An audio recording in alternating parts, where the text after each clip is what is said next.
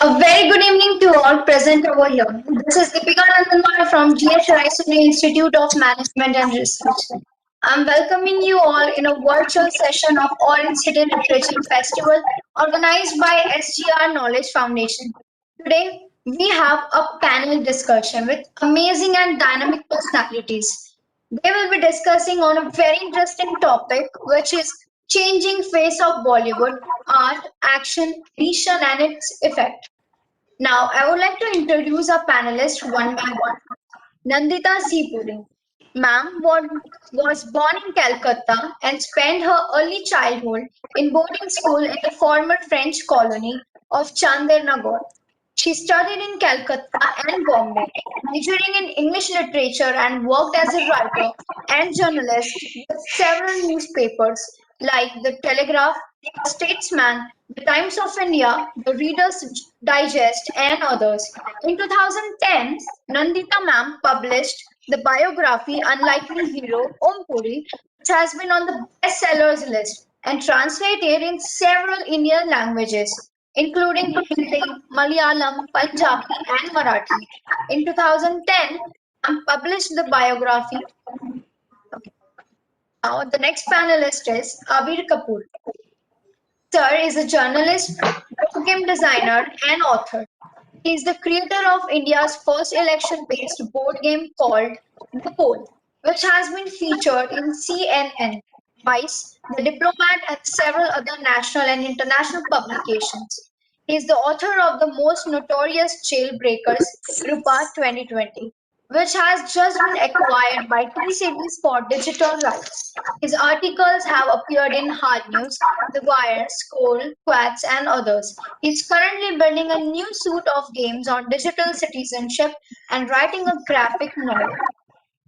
Sharmishta Gupta, ma'am, completed her BA in History from Presidency College, Calcutta, and her MA from Calcutta University in 2000. She was awarded the Century Fellowship in 2002 at the University of Chicago to do a PhD on a history of Bengali cinema.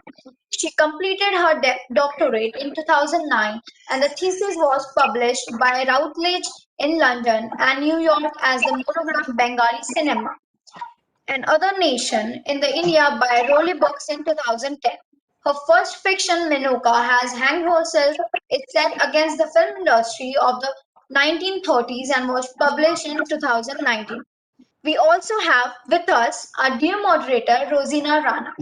She's a seasoned, compassionate counselor and life coach. She is the director of Setup Counseling Center by Ramji Town. She is PhD in clinical psychology and specializes in career counseling. In past 20 years, she has helped around 30,000 students, 5,000 teachers and working professionals, and 500 parents through her unique training programs. Currently, she is associated with a Raisoni group of institutions as manager, training and development. Her education and work spreads across USA, Europe, Africa, and Dubai. Awards. She is the recipient of the Outstanding HR Trainer and Psychological Counselor Award by Higher Education Ministry, Government of Telangana at the World Education Summit 2020. She was appointed as the First Lady President of Ismaili Council for Central India.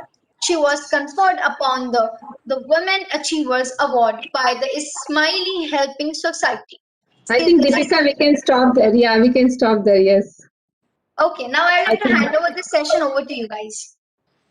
Right. Thank you, Deepika. Thank you, and very warm welcome to all the panelists and the audience, the people who are watching this. I know Bollywood is everybody's favorite subject, and lately so because of the news, the media, uh, for all right reason or wrong reasons, people are glued to the TVs for looking at what's happening in Bollywood, and there is a lot happening. And today we have eminent personalities from the field, from journalism, from people who have written and got recognized and awards. We have Nandita Puri, we have Abir Kapoor and Sarmista having lot of experience in this area.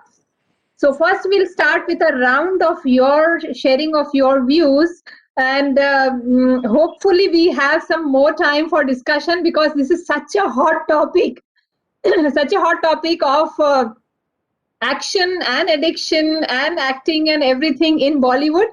And of course, after SSR, there are many myths, many stories, many fake news, some hard facts as well. So, first to begin with, I would request Nandira to start with how media portrays Bollywood and what is actually the inside story.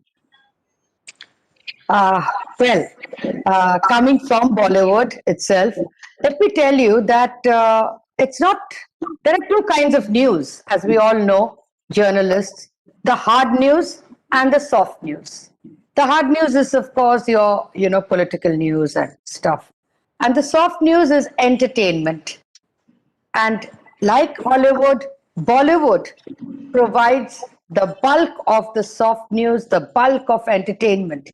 Yes, there is also the soft features of the performing arts, but people are not really interested in something which is nice. I mean, they just read about it. But in this entire lockdown, for example, when the world was, going crazy over COVID and all the facts and figures and deaths and, you know, we weren't even today, we aren't really aware what exactly is the line of treatment and how dangerous is it.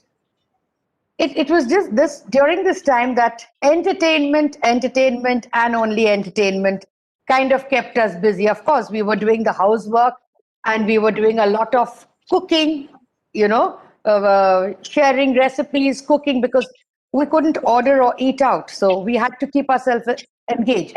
And for whatever we wanted to entertain, when we wanted to entertain ourselves, it was Bollywood.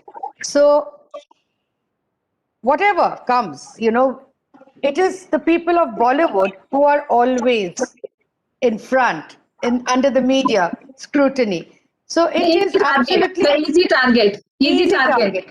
So when you say, it was very easy. It was very unfortunate that Sushant Singh Rajput died the way he died, and there were a lot of controversies which came around it. But I think if it was any other profession, whether it was a lawyer or a corporate head honcho or even a big business, magnate, there would have been a little bit of news here and there, but then it would have all stopped. But Bollywood is entertaining. There are lots of angles, and we want to see beautiful people on the screen. We want to see them at their strongest points. We also want to see them at their weakest points. They are the easy targets. It's very easy to break them. Anybody who does anything in, Bollywood is immediately put on the news.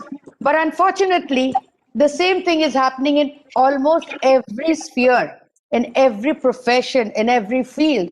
But then just imagine who would be interested in knowing what, a corporate guy or a banker or basic your bania or a doctor or a pharmacist is doing. We are not interested because Bollywood is a recognizable face for the stars of Bollywood. So people want to bash them, people want to hate them, people want to love them. Do what you want. You cannot ignore Bollywood. Bollywood is here to stay, was here, has been entertaining us for the longest time, good, bad, whatever. That is up to you, your discretion to choose what you want or not choose. But you cannot ignore Bollywood. And I think, bashing Bollywood is the easiest thing. But so be it. I mean, I think there are two types of newspapers: the proper newspapers and the tabloids, the rags, as we call them in a very slang language. The tabloids, which are giving you all the gossip and all the stories and making up stuff. So you would like to read the rags for entertainment. I do, just like you read, Shakespeare and Tagore, and you read Amitav Ghosh. You also read James Hadley Chase and Sidney Sheldon. So it depends on how you this thing. Both are there, and Bollywood is here to stay.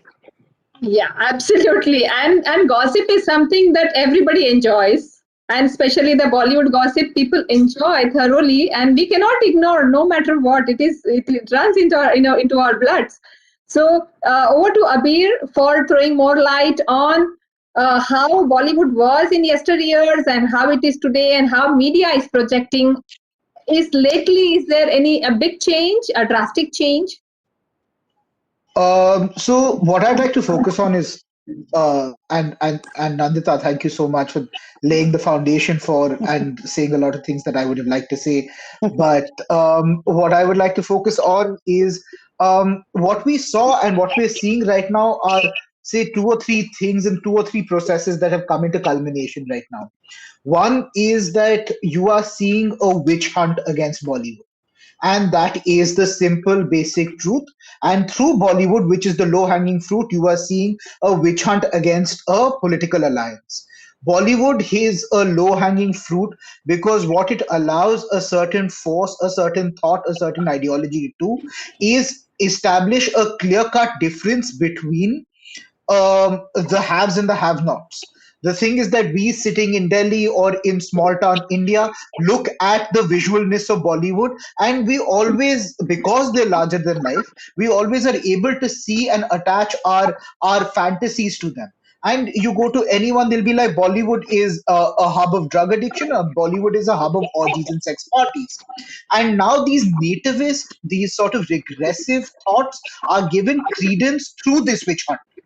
Now, what is actually happening is, and there are two reasons for this, and there are two clear reasons as to why I believe that one is happening. Earlier, post liberalization and in the 90s, you saw a fundamental alteration in the content and form of mainstream Bollywood music or movies, which were now slowly moving from, single screen halls to multiplexes, where the amount of ticketing, the amount of price for the film was growing exponentially. So they had to sort of cut away and pick their target audience in many ways, that they were competing with television, which was at the mercy of TRPs.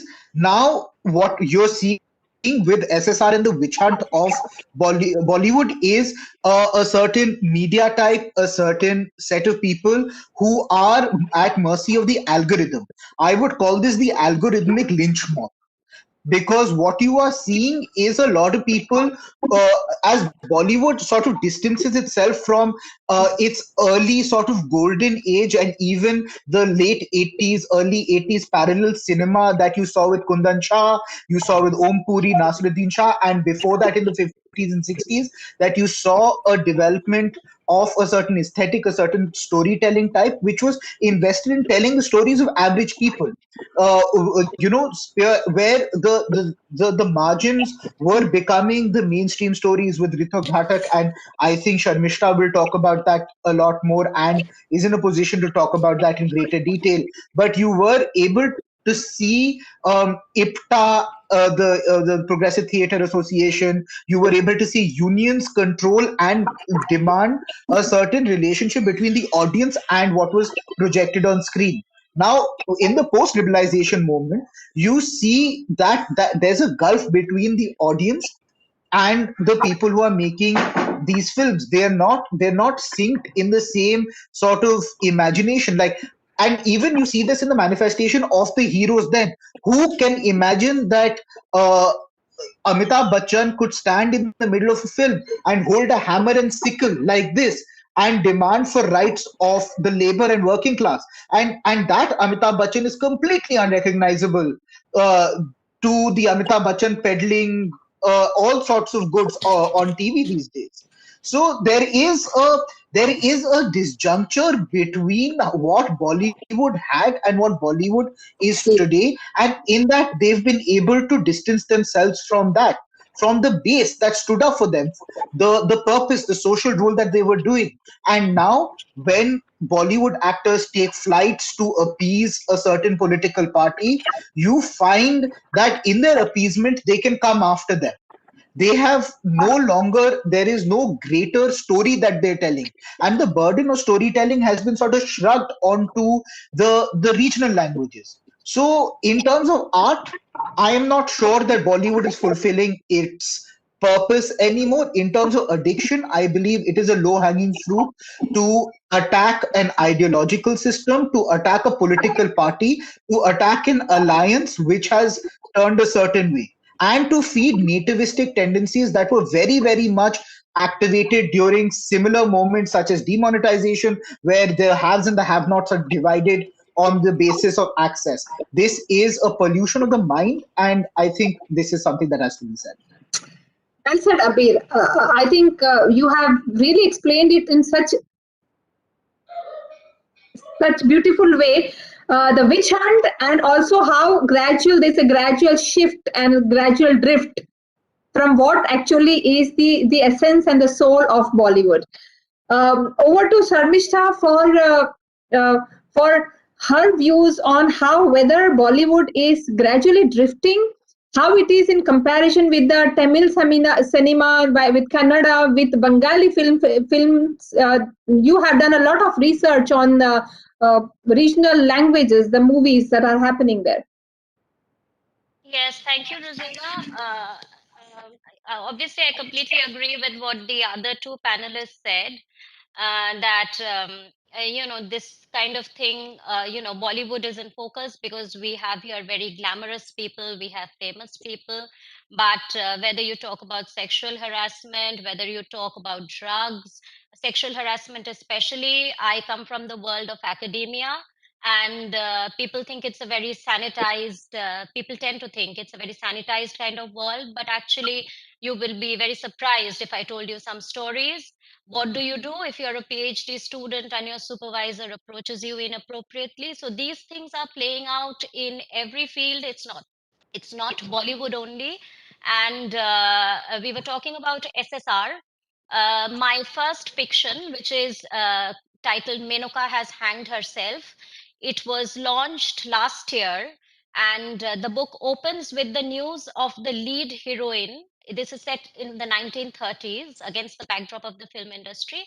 And the book opens with the lead heroine, Menuka, hanging herself. And now, post SSR, a lot of people have asked me, was this premonition? So obviously, I had no idea that such a sad episode was going to happen. And my book was in the making for a long time.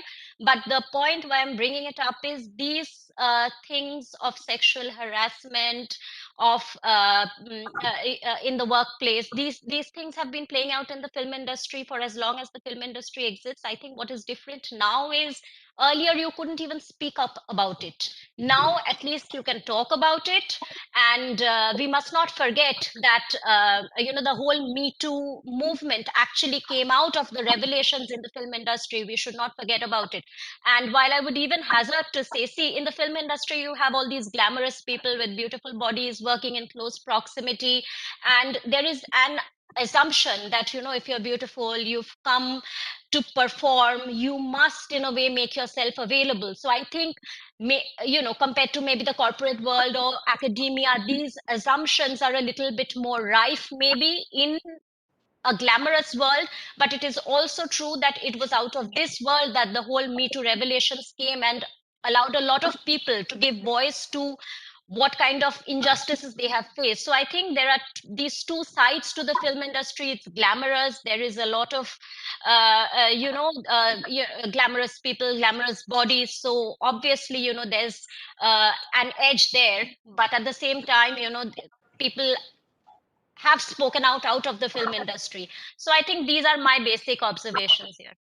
Yeah, thank you for sharing your views, and that brings us to Me Too, which is a very big topic, and I would like Nandita and also Abhi to talk about it, and also about women, how she is looked at, and is there a gender bias? Because we see when it is male actor, then there is a lot of the movie runs their prices runs into thousands crores. But when it comes to the actresses, now we see like with Deepika Padukone and Priyanka and these people. But then how does industry treat women generally also, and also in terms of monetary way? So yes, the casting couch, which is something very, very uh, known to exist in Bollywood. And I remember my husband, Om Puri, used to say that, yes, casting couch is there for all the actresses, but there is also casting couch for the men. And he himself was, he was also, he experienced a couple of such thing in the early days of his career. Now, what happens with men, I think, by and large, it's less than it happens to women. And they also tend to ignore, they like take it in their stride and go. In women, it is more, much more.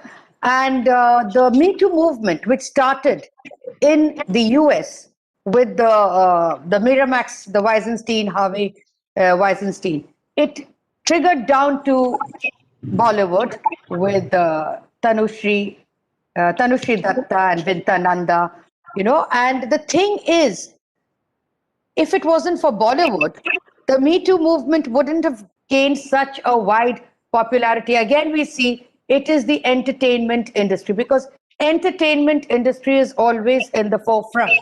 So if the Me Too movement, as Sarmisha said, it happens in academia, and I'm aware of it. A lot of my friends have, told me about this. It happens in the corporate sector. A lot of it, but it wouldn't have got that kind of a momentum if it hadn't Attention. been faces Yeah. which Even took it up. attention. And Yeah. people are interested to know that XYZ, Mr. X, Mr. Y, Mr. Z, okay, the actors we know are part of it. Oh, he too, he too. It became a kind of a he too thing. Whereas in the corporate sector or in the academia or anywhere else. But what happened as a result of Bollywood bringing out the Me Too movement? It permeated all over. And people were actually scared in the other fields also because there were certain sections of the law which is applicable to all. And they were scared that, okay, if so and so could bring out, pull down such a powerful person, a powerful actor or a powerful director. So we can also pull down, somebody who our immediate boss or whatever who's this thing. But at the same time, I think if you ask me, Me Too was good because women tend to have a much lower kind of a, I would say a little weaker section, but that Me Too also happens for men. So it's not just, we can always say, and there were lots of people had misused this. The Me Too movement was Yes, highly exactly. misused. Yes, yes. And even now, recently also, it was misused. I mean, people coming up with, things which happened 20 years ago, or 10 years ago, or 5 years ago. Why didn't you go then? Or why didn't you at least move with the momentum of the Me Too movement? Why did you have to just come? Some people used it for publicity, and it's not just women, but yes, women by and large face it, but also the men also face harassment. And today, the men are actually a little scared, in Bollywood, and I think in a lot of other places, they feel, "Arey bhai, ye nahi karna hai. Aap jaake ye contract de ke aao." If I go and if I'm alone and something will go off. Yes. So that's where the women are misusing the Me Too Yeah. Yeah. movement. And Yes. yes, but it is kind of helped in all other sectors. Yes. So So thank you. I'm And I think Abir, since there are three women here on the panel and one one Abir is in no, minority, so I thought, absolutely, but yeah. So I no, thought I should ask I you. Yes. no, well, I don't know if I entirely agree with what Nandita said about why it took so much time. I think what it really grossly does is underplays the structural nature of violence and patriarchy that men are able to impose on women's lives. That it takes years and years for women. So Weinstein, for example, got away for 20, 25 years, and it takes a moment, it takes a certain platform, it takes a momentum to do this. But Bollywood has remained unscathed from it. It has emerged absolutely unrepenting, unremorsed. Alok Nath, for example, is going scot free. So it is not Bollywood that has faced the negative aspects, because, like, for example, now Alok Nath is playing a judge who actually presides over a Me Too hearing. And the irony about that, because here is a man who got implicated and repeatedly implicated for harassment, and also admitted that he did it, feigned that he was drunk and didn't understand what was happening, and now lo and behold, this gentleman is playing in a movie, playing a part in a movie as a judge who hears out a case on Me Too. Like, oh my God. But the real impact of Me Too happens when a former journalist, MJ Akbar, is put on trial. And again, you see the impunity of this entire system where this woman is being turned around. So while yes, men are slightly scared, and I bet as they should be, well, I'm not sure any structural change, at least in Bollywood, has come out, because every time women are constantly interacting with the immovable nature of patriarchy. Women are paid less, actresses are paid less, used as objects, thrown around. But this is not the conversation about this is how it is impacting art. And the fact is that there aren't, and there are very few women who are able to generate money for telling their stories. The fact that there is a long history of only rich production houses who are not trust, like in the coterie of directors, how many of them are women, how many script writers are women, how has the institution changed, and how has that impacted art or Bollywood?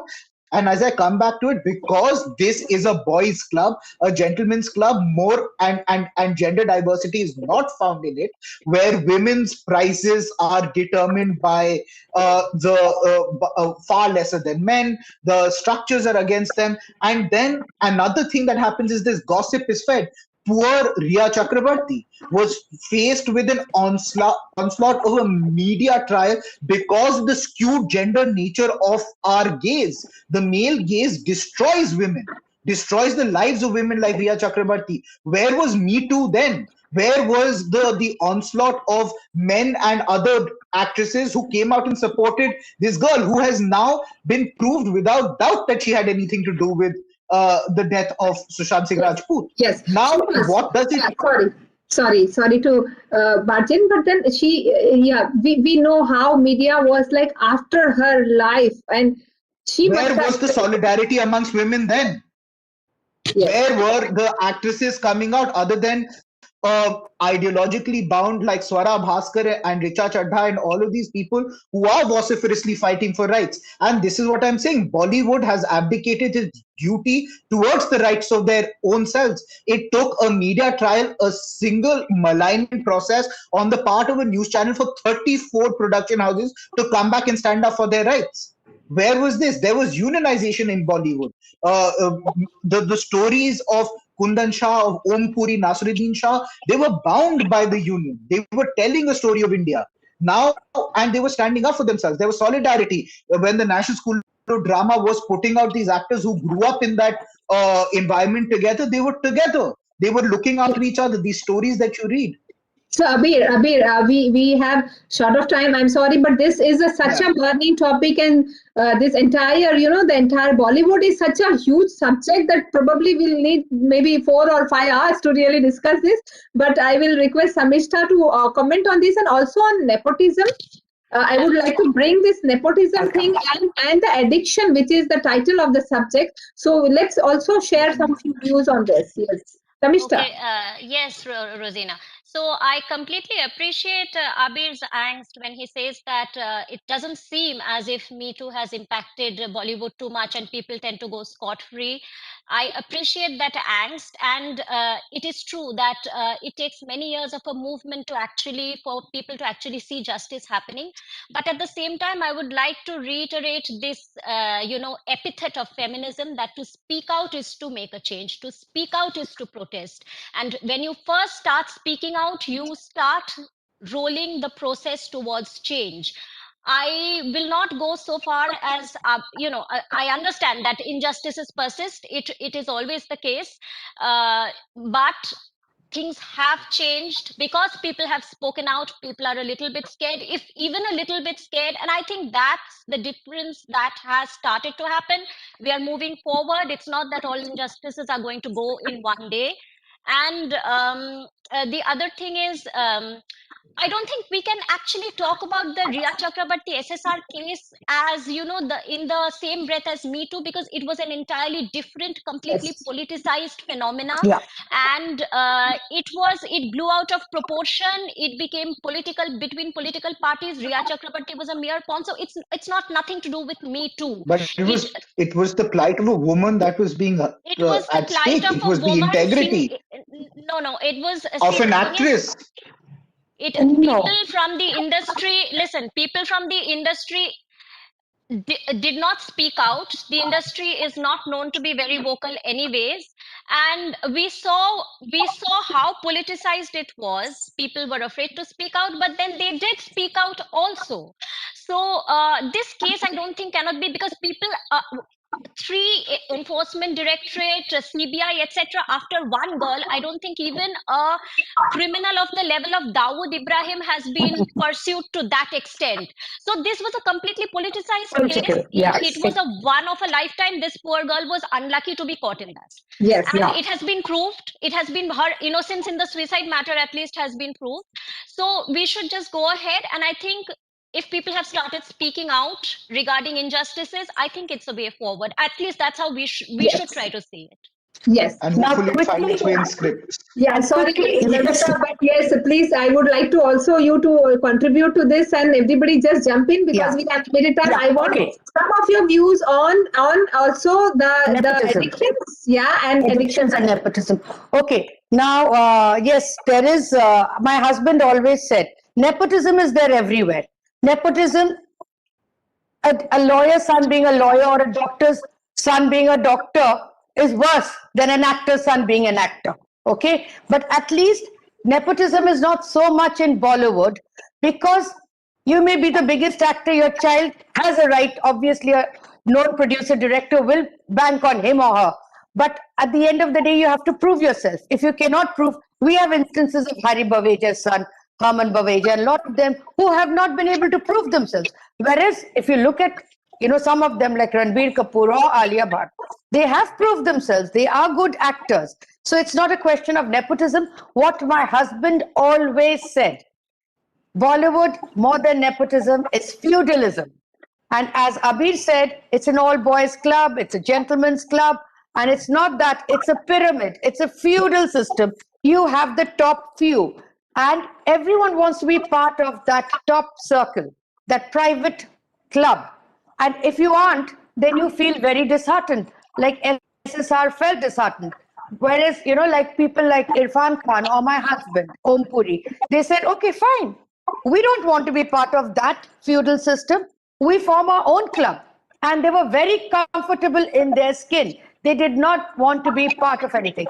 And this happens because when you are a part of certain groups, and there are lots of these clubs in Bollywood, it becomes a peer pressure. you know Drugs are there everywhere, in all spheres, more so in the entertainment, because they need a different kind of stuff to keep their weight and stuff under control. But at the same time, I think it's a personal consumption. One should catch the people who are dealing in drugs, who are selling. They are the ones to be caught, not just targeting, witch hunting down actors, because everyone, like a common citizen, is allowed a certain amount. But if you have more than that certain amount, that's not right. And I think whether you're taking alcohol or drugs, as long as it doesn't interfere in your public life, in your work life, I feel it's fine. But yes, it's not the best of things, because these are the icons, after all, who are the icons to future generations. So the less they have these addictions, I always feel it's always a better thing, because you don't want to set a bad example. You have fan followings all over, and you want to set Yeah, the right tone. yeah. Abir, Abir. I truly believe that nepotism exists. Nepotism is actually a problem because our state our country doesn't assure any form of public safety or safety nets in terms of old people. So it is in the interest of parents to ensure that their kids get employed well.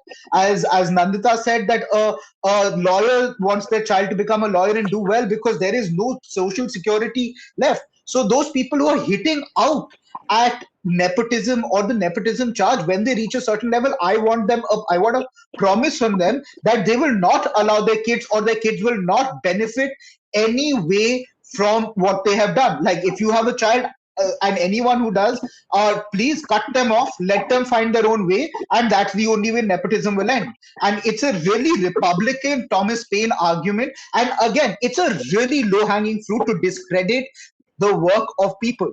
It is a really low hanging fruit to discredit any sort of and to feed nativistic tendencies ki uska beta hai to yahi hoga. As Nandita said, that people will fail, people will struggle. At the end of the day, your father's name can get you a job, but what you do at the end of the day is up to you.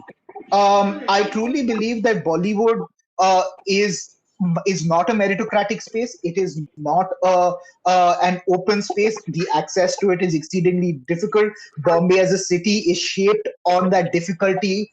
That where you have large slums, you have people living in abject poverty, and the richness of a few ridicule that. Bombay as a city represents the industry that it is built around, which is cinema. And we cannot, the question is not about nepotism, the question is about access, and whether you can democratize the space of Bollywood while keeping certain aspects of nepotism, because it is the responsibility of parents in India to ensure that their kids do well. But the question is, when they say there are few universities, open more. Yeah, Abir. Okay. Yeah, sorry, Yeah. sorry. Just Yeah, my last comments is that this nepotism. It's very easy to say nepotism, and obviously, as Abhi said, Bollywood tends to be a close space, families working together with other families. But we don't say that when a business empire is inherited by your Exactly. son. Will the Birlas give their Yeah. business empire to someone on the road? I have a daughter, Or so Ambani, yeah. if she wants to be a historian, will I say I will not train you with all my years of training? I will not train you. Go Absolutely. find someone else. So what if? And Karan Johar, one thing I do agree with him. Whether I launch my Phupaka, Nanaka, whatever is my business, I'm putting my money in. So it's nobody else's business. You go find employment where you can. So I think it's that's what it But is. in Bollywood, even if Karan Johar gives Fupa Ka Nana Ka Watwa Bacha a chance, it is ultimately you and me, the audience, who will sustain. Exactly. yes. And So in you have to private prove business, yourself. it has worse implications. Or in politics, right? The Yeah, thing is that if Ambani's put an incompetent exactly. nephew in charge of the electricity board, then there are so many people who are going to go like lists, right? There is an undemocratic nature and a relationship between the electricity provider and that, but there's a democratic relationship between the audience and the screen, and that Absolutely. is what Bollywood is forgetting. Yes. What Bollywood is found itself is in an unanchored space where no one is going to fight for them. No one, because they have distanced themselves from the stories that they have to tell. And that is impacting art. That is what is making addiction a low hanging fruit for anyone to attack them. Exactly. Okay, great. I think super hot arguments are happening, and I just don't want to. Nobody wants to leave the session right now. But I'm so sorry, but we have to end the session right now. Guys, whatever people you are watching, it's not all that is being projected in the media. The drugs, the drama, the action. If you go inside and if you see there is a lot of struggle, of course there are successes, there are failures, but like any other world, like in any other world, there is also nepotism, there is also Me Too and everything. But Bollywood is our face, it is our voice. And those who are wanting to go into Bollywood, please go with an open mind, watch the movies with an open mind, and welcome them with open arms. And SRK and Mr. Bachchan and Nasiruddin Shah and Ompuri and Irfan Khan, they were not Nepo kids, any of them. So there you go. True, Thank you, true, right. Rosina, for the wonderful This is moderation. Thank you. so. If you have talent, Thank you. Bollywood is for you.